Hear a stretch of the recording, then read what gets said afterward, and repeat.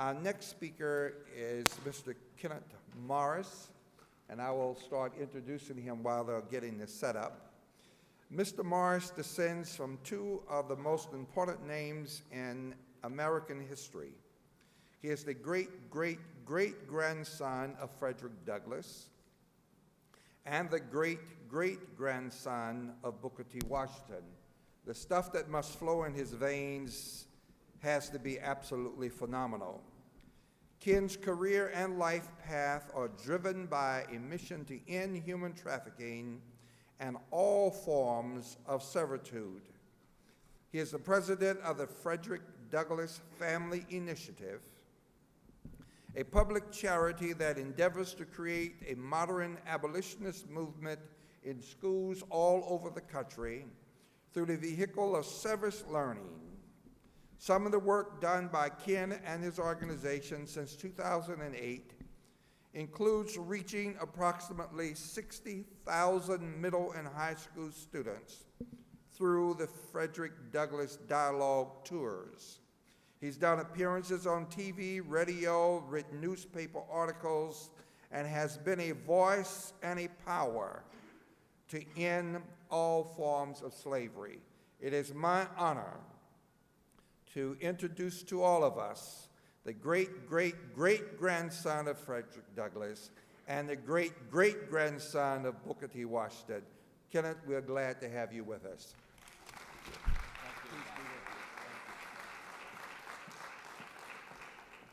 And Brooke will interview. This will be an interview-style presentation. So thank you all. Is this on? Thank you all for joining us. We're thrilled to have Ken Morris joining us. I was talking with Ken several months ago when we were in Washington, D.C. and sharing that we were doing this project. And I said, you just have to come out. We're doing the second day. And the second day is about equipping and practical next steps. So we've had this lofty day and a half, the 2 days preceding, talking about all of these very idealistic things that we want to do. We want to talk about what we can do next. And I thought there's nobody better to share with us how we can do this, right? As the great-great-grandson of Frederick Douglass and the great-great-great-great-grandson of Frederick Douglass and the great-great-grandson of Booker T. Washington, but also as the head of a fantastic organization, the Frederick Douglass Family Initiatives Foundation, that does incredible work here in the United States, getting students involved in this issue. So I would love to start by just having you tell us how you were introduced to this subject, because though we might all believe you were always working in this with your heritage, you weren't. So why don't you share with us how you came and stumbled upon this topic actually, and then how you came to terms with your identity and what you wanted to do with it. Thank you, Brooke. It's very good to be here with you all this morning. Thank you to the Freedom Center for the invitation. Mr. Pepper, thank you so much. Ambassador Young, it's an honor to be here with you this morning. You know, it's interesting when I hear you introduce me and you say I'm the great-great-great-grandson of Frederick Douglass and the great-great-grandson of Booker T. Washington, and you kind of stumble over those greats. I know how you feel, because every time I tell people what my relationship is to these two American heroes, not only is it a mouthful to try and spit out all of those greats, but it sometimes makes me feel very far removed. And the work that we do, I always like to start when I'm talking to young people who look at me and they hear all of these greats and their eyes are crossed and they think, wow, you're so far removed. So the story I always like to start with is my great-grandmother, Fanny Douglass, to whom I was very close. She lived to be 103 years old, and she actually met Frederick Douglass when she was a little girl. And my Aunt Portia, to whom I was also very close, was Booker T. Washington's daughter, and she lived to be 95. And I remember being a little boy and sitting on my great-grandmother Fanny Douglass's lap as she would tell me what it was like to know, as she would call him, the man with the great big white hair. And I remember sitting on my Aunt Portia's lap, and she would tell me firsthand stories about her father, Booker T. Washington. And one day it hit me that when I stopped to think that hands that actually touched the great Frederick Douglass and hands that touched the great Booker T. Washington also touched mine. In a sense, even with all of those greats, I can say I stand just one person away from history. And we're not that far removed from the history of slavery in this country when you consider the generations. And the way that I got involved with this issue, I had been a businessman A family man, been married now for 31 years. I have two beautiful teenage daughters, and I was very happy to just be in that world and not really think about my lineage or my heritage. And there were a lot of reasons for that. I saw what the pressure to carry this weight did for those that came before me. And I really spent my life decisively disengaged, running away from this lineage. And that was until Providence called in my life. And a friend of mine handed me a National Geographic magazine that was published in 2003, and the cover story was 21st Century Slaves. And I looked at the headline, and I reacted the way I think most people do the first time they hear about the existence of human trafficking in modern-day slavery, and I thought slavery had ended with the work of Frederick Douglass and the abolitionists, the signing of the Emancipation Proclamation, and then, of course, the ratification of the 13th Amendment. But as I started to research the issue, I found that slavery still existed in every civilized and uncivilized world around the country, including here in the United States, and today's slavery affects every race in the human family. And I remember reading that article, and it was nighttime, and down the hallway I could hear my girls getting ready for bed, and they were about 12 and 9 years old at the time.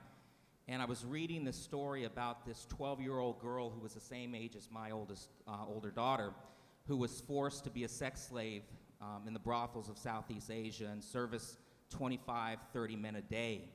And as I'm listening to my girls down the hallway saying their prayers and getting ready to go to bed, I'm thinking that's what young girls should be doing, is they should be getting tucked safely into their bed, not having to service 25, 30 sick men a day. And as I set down the magazine, I walked in to say goodnight to my girls, and I had this moment where I couldn't look them in the eyes. And it was at that moment that I understood that I had this platform that my ancestors had built through struggle and through sacrifice, and I knew that I could leverage the historical significance of my ancestry to do something about this issue. And I just couldn't look my girls in the eyes and walk away and not do anything. So my mom and I, Nettie Washington Douglas, who, by the way, is the person that united the bloodlines of the families, we started the Frederick Douglass Family Initiatives, and here we are today. Which is so fantastic. Tell us a little bit, again, today is about what are some next steps for individuals that may not be working in the human trafficking world or on racial justice side of things. And your organization so greatly melds these worlds together, better than many other organizations do. So what would you suggest as some next steps to those of us in the room that might be only on one side of things that are now very interested in trying to bridge some of these topics together? What would your advice be to them? Well, let me start by saying that our work is really based on the foundation of when Frederick Douglass was a slave and he was sent to Baltimore to be the house servant for his master's brother. And when he got there, his slave mistress had never had slaves before, and she began to teach him his ABCs, not knowing it was illegal to teach a slave to read and write. And when her husband found out about it, when Frederick's master found out about it, he forbade it. And he said, you cannot teach a slave to read and write, because if you do, it will unfit him to be a slave. And at the age of 9, Frederick heard that message, and he understood right then and there that if his master didn't want him to have that education, he knew that knowledge was power, and it would one day be his key to freedom. The work that we do is also based on one of my favorite Frederick Douglass quotes, and that is, it's easier to build strong children than to repair broken men. And we believe that the best way to be able to work on human trafficking issues in community is through education and knowledge, so that we can unfit a community to allow slavery to thrive within its midst. So we work with young people with service learning curricula that is called History, Human Rights, and the Power of One. We start by talking about the history of slavery in this country. We talk about the great heroes and heroines, people like Frederick Douglass, how they went about abolishing slavery. And then we ask students to look through that prism of history at contemporary forms of slavery and human rights abuses. And then there's always a service component attached to this learning, so that it's reinforced in the community. They go out and do service projects. So for our organization and anybody that is thinking about getting involved with this issue in their community, we believe in taking a proactive approach. We as human beings tend to act first with an abundance of heart, and we want to rescue people and restore, which we absolutely have to do because we're talking about human lives. But we've got to start taking a proactive, preventative approach so that we can keep people from ever knowing this horrific crime in the first place. So if you're an educator, if you're a parent, you can certainly take a look at what we're doing and bring our service learning curricula to your schools. We also have a new initiative, which is our Faith and Community Initiative, where we're taking the classroom learning, the curricula, educator training that we've been doing in schools. We've also been working on writing a protocol for response so that when a student hears something in the information and they know that they're in trouble, or somebody that they know might be in trouble, and they have the courage to disclose that to a teacher, then that teacher needs to be confident and feel that the community and the stakeholders are coordinated and there's a safety net so that that young person is going to be able to get the help and care that they need. So with this Faith and Community Initiative, we're taking a curriculum that will be framed in faith. We'll be doing training for youth pastors and other faith leaders in the church and the congregations that come into contact with the young people, and then the young people will go out into the community and work on service projects that are all framed in faith. So I would say to get involved, be proactive, think about prevention, because it really is the last thing that we think about with this issue. There are very limited resources that are put toward prevention. And what he didn't share is that you piloted this first educational curriculum in the New York City public schools, so not a bad pilot program to test out what's being done, and now it's nationwide, right? Yes, nationwide. And so you have a lot of pastors in this room, so we were talking about the faith-based curriculum. Do they just reach directly out to you if they're interested in training youth pastors, if they're interested in learning more about that? When we were putting this together, we put together an advisory group of faith leaders to help us really figure out the best way to approach this. And we just launched it in March at Big Bethel AME Church in Atlanta. So we're still have a lot of work to do with it, but because of my unique connection to history, everything we do is based on the foundation of history. So this current project that we're working on right now is based on the coming 150th anniversary of the 13th Amendment, which will happen in December of this year. So in the school projects, we have students that are looking at the 13th Amendment, the importance of it, what did it mean to freedom, what did it mean to those that were enslaved, and then for the human rights portion, they're looking at slavery, child labor in the supply chain of the products that we use and consume every day, and they're asking themselves critical questions about, are they complicit in allowing slavery to thrive? Some of the same questions that were being asked in the 19th century. If I was in the North and I was buying a cotton t-shirt, I might not be thinking about how that t-shirt was made, and especially if the message that's being put out is that those that are in slavery are better off, or it's this benevolent institution. So today we're asking young people to ask critical questions, and are they complicit in allowing slavery to thrive? So we're doing this same project in the churches with the Faith and Community Initiative. The curriculum will be finished in about 2 months, and then everything will culminate on December 6th of this year, which is the 150th anniversary of the 13th Amendment. So the best way really to learn more about this is to go to our website, which is fdfi.org. It's the acronym for Frederick Douglass Family Initiatives, and from there you'll be able to be directed to our Faith and Community Initiative. I think folks, including myself, are always really intrigued when we hear of your heritage and your lineage. What is that like? You talked about it briefly earlier. Is that inspiring, or is that challenging at times, right? Because those are big, can be weighty and lofty on you. So I'm interested to hear how you personally handle that and how it informs your work. Well, I've always known that I descended from these great men, but I never celebrated it or embraced it. And my earliest memory was when I was about 5 years old, and I was born in Washington, D.C., and I spent all of my summers in Frederick Douglass's summer beach home on the Chesapeake Bay. And that house was built strategically so that he could look back across the water, and on the other side you could see land, and that's the eastern shore of Maryland, and that's where he was born a slave and toiled away in chains. And at the end of his life, you know, he always understood that history was important. And we like to think history is most important because we need to know where we've come from in order to know where we're headed. And at the end of his life, Frederick wanted to look back across this water. So I remember being about 5 years old, and there was this larger-than-life portrait of him at the top of the stairs. And I would walk up and look at him, and we've always seen these images of him, and he's very stern and serious. And I remember looking up and thinking, man, you look mean. And I'm glad I didn't know you. And I would try and sneak past that portrait, and you know what would happen? His eyes would follow me. And then by the time I would get to the end of the hallway, I could feel his steely glare burning like fire on the back of my neck. And I always imagined in my little boy wild imagination that there was this rich, deep baritone voice that bellowed down upon my tiny person and said, "You will do great things, young man." That was a lot of pressure. And I didn't want anything to do with it.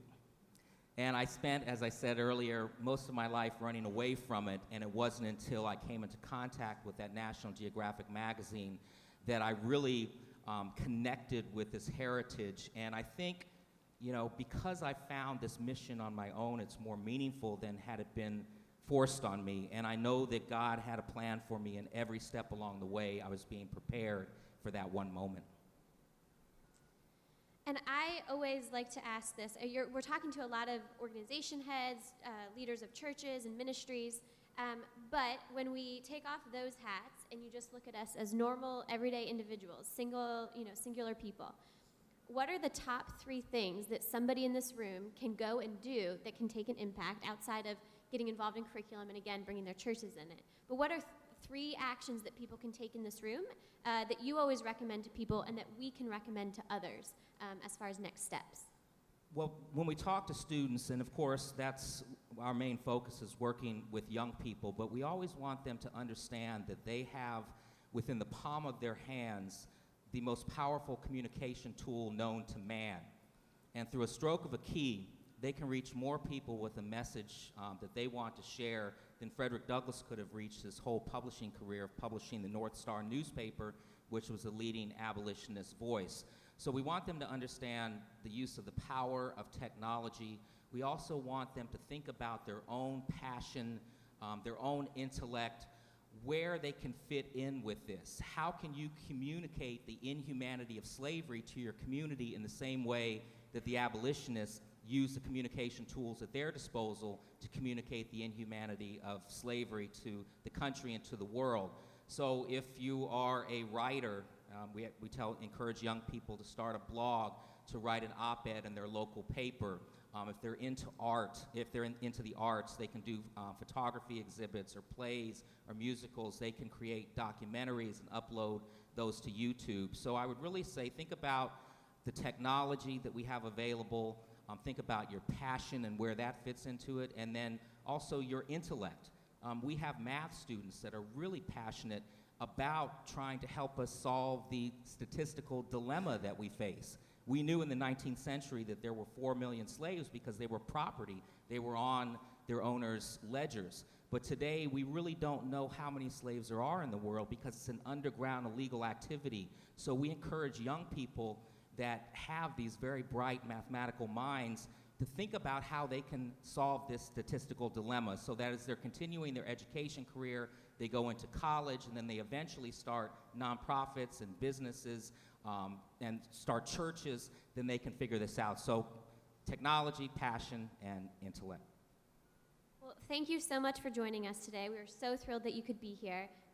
And you'll be around afterwards if anyone wants to connect with you in order to talk about all of the resources that you have at your disposal. Thank you very much, Brooke. Appreciate it.